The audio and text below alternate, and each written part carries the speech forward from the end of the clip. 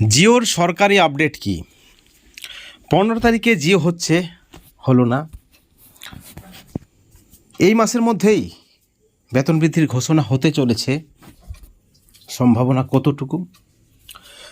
কবে বেতন বৃদ্ধি? কি বলছেন সরকারপন্থী সভাপতি, কি বলছেন সরকারপন্থী নেতৃত্বরা? বন্ধুগণ, সালামের পাক্কা খবরে ধাক্কা কেন?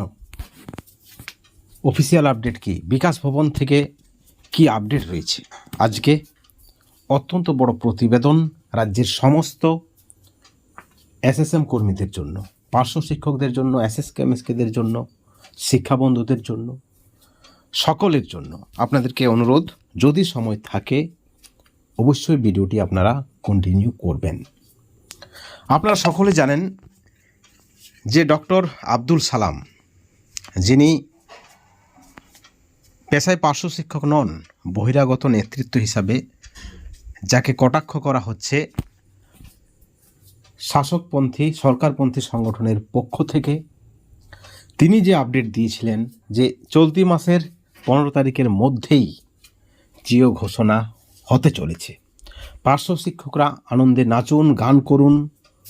তিনি প্রথমে 10 তারিখ বলেছিলেন, তারপর 15 তারিখ। আসলে এই বিষয়টা কি? প্রথমে এই বিষয়ে আমরা আলোচনা করব, তারপরে জিওর সঠিক খবর কি রয়েছে, সরকারি আপডেট কি রয়েছে, সরকারপন্থী নেতৃত্বরা কি বলছেন, কতদিনের মধ্যে বেতন বৃদ্ধি হওয়ার সম্ভাবনা রয়েছে, এই বিষয়ে আপডেট দেব। আব্দুল সালাম বলেছেন 15 তারিখের মধ্যে জিও হবে। 15 তারিখের মধ্যে মুখ্যমন্ত্রী নিজ মুখে জিও ঘোষণা করবেন। আসলে তিনি মিথ্যা বলেননি, ঘোষণা হয়েছে। মুখ্যমন্ত্রী সরাসরি ঘোষণা করেছেন 20,000 25,000 টাকার অনুদান। কাদের জন্য?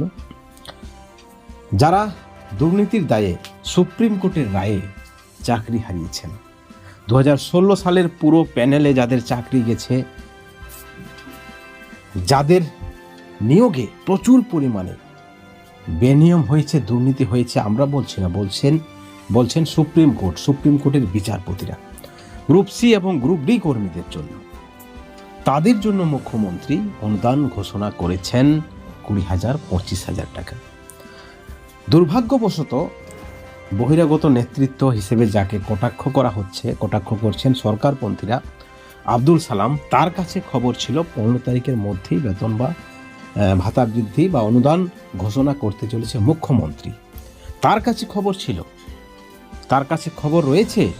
তিনি ভেবেছিলেন অনুদান অর্থাৎ পার্শ্ব শিক্ষকদের অনুদান কারা পায়, ভাতা কারা পায়, পার্শ্ব শিক্ষকরা পায়, সমগ্র শিক্ষা মিশনের কর্মীরা পায়। তিনি তার যতটুকু সোর্স, তিনি তো বলেইছিলেন যে তার নিজস্ব সোর্স রয়েছে, কিন্তু পার্শ্ব শিক্ষকরা ভুলে যায় যখনই কেউ আশা দেখায় বা স্বপ্ন দেখায় বিশ্বাস করে। কারণ সরকারপন্থীরা দীর্ঘদিন ধরে বঞ্চনার অবসান ঘটাতে পারেনি। আসলে এটাই ফ্যাক্ট। সরকারপন্থীদের ব্যর্থতার জন্যই পার্শ্ব শিক্ষকরা আজকে দিগ্ভ্রম। একাধিক পথে তারা বিভক্ত, একাধিক মতে তারা বিশ্বাসী। সরকারপন্থীদের ইস্যু, একাধিক সংগঠন, সরকার বিরোধী কার্যকলাপ, রাস্তায় নামা, আন্দোলন করা, মামলা করা, তার জন্যই সরকার পার্শ্ব শিক্ষকদের বেতন বৃদ্ধি করেনি। আসলে এই দোষারোপ বা এই যুক্তি কিন্তু আদৌ সত্য নয়।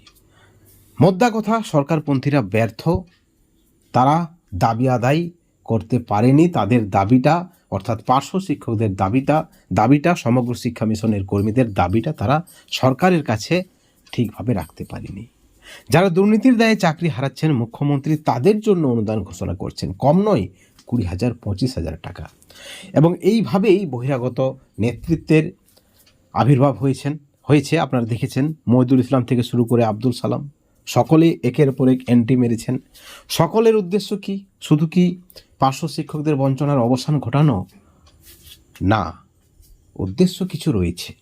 কেউ নেতা হতে চেয়েছেন, কেউ সোশ্যাল মিডিয়াতে ভাইরাল হতে চেয়েছেন, অর্থাৎ কিছু না কিছু গোপন উদ্দেশ্য রয়েছে, সেটা ব্যক্তিগত বিষয়। কিন্তু আব্দুল সালামের কাছে যে খবর ছিল যে আরও 5টা দিন সময় দেওয়া হোক, 15 তারিখের পরপরই নাকি জিও ঘোষণা হবে, অর্থাৎ 10 তারিখের পরপরই 15 তারিখ পর্যন্ত তার সময়সীমা ছিল, এবং তারপরে আপনারা দেখেছেন গ্রুপ সি গ্রুপ ডি কর্মীদের জন্য অনুদান। অর্থাৎ তিনি খবর একটা পেয়েছিলেন, তার হয়তো কেউ রয়েছে নবান্নে, বিকাশ ভবনে, সরকারের সঙ্গে কিছুটা টাচ রয়েছে, থাকতেই পারে। এটাই হলো আসল ফ্যাক্ট। এখন পার্শ্ব শিক্ষকরা যে আশায় বুক বেঁধেছিলেন যে তাদের বঞ্চনার অবসান হবে, আমরা বঞ্চিত ফোরামের পক্ষ থেকেও বিকাশ ভবনে যাওয়া হয়েছিল, এবং সেখানে এসপিডি স্যার তাদেরকে কথা দিয়েছিলেন, আধিকারিকরা তাদেরকে ল্যাপটপ খুলে দেখিয়েছিলেন যে বেতন বৃদ্ধির ফাইল কিন্তু রেডি রয়েছে। এই সোর্স কি, এই সোর্স কতটা সত্য?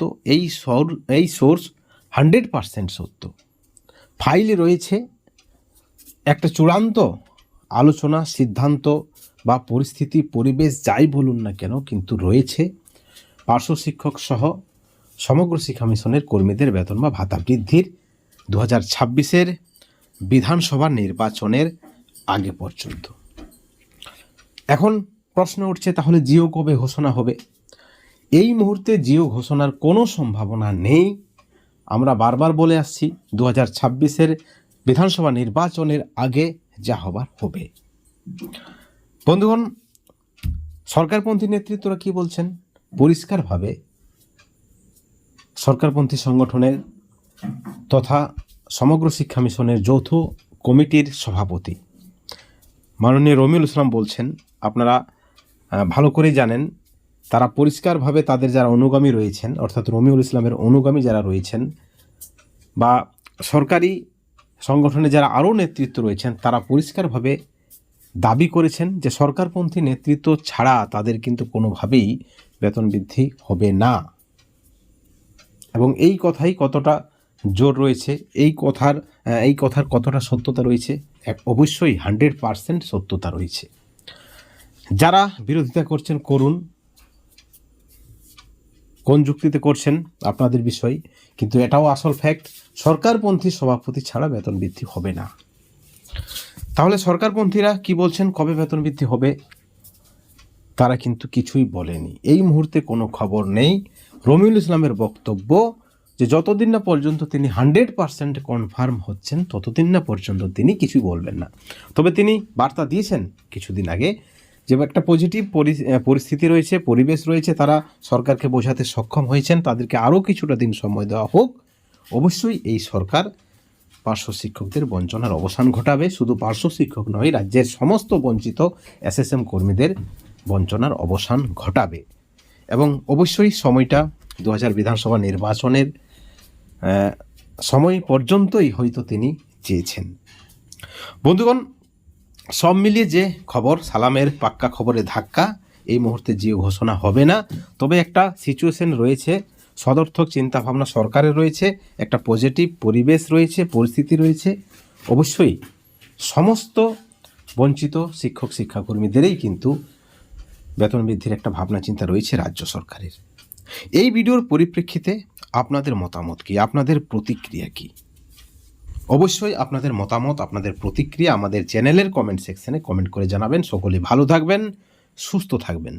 Thank you so much.